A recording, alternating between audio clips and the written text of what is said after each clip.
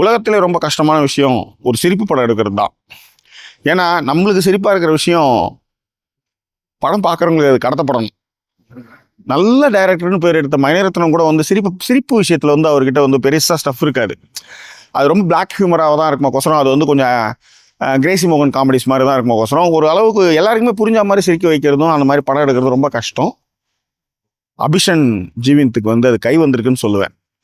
ஏன்னா எப்போ வந்து நீங்கள் வந்து ஒரு காமெடி ஃபிலிம் எடுக்கிறீங்களோ அதில் எமோஷனல் சரியாக மிக்ஸ் பண்ணிங்கன்னா சரியாக ஒர்க் அவுட் ஆகும். அந்த விஷயத்தை தான் தன்னுடைய முதல் படத்திலே அபிஷன் ஜீவந்த் வந்து பண்ணியிருக்கிறாரு. ரைட். இந்த படத்துடைய கதை என்ன? ஸ்ரீலங்காவிலேருந்து ஒரு ஃபேமிலி வருது. யார்? சசி அண்டு சிம்ரன். அவங்களுக்கு 2 பசங்க, ஆம்பளை பசங்க. இவங்களோட வந்து ஸ்ரீலங்காவிலேருந்து ராமேஸ்வரம் வந்து இறங்குறாங்க. அந்த குடும்பம் இங்கே என்னெல்லாம் கஷ்டப்பட்டுச்சு, எப்படிலாம் அவங்களுடைய ஐடென்டிட்டியை மாற்றினாங்க, போனாங்க, வந்தாங்க அப்படின்றது தான் இந்த திரைப்படத்துடைய கதை.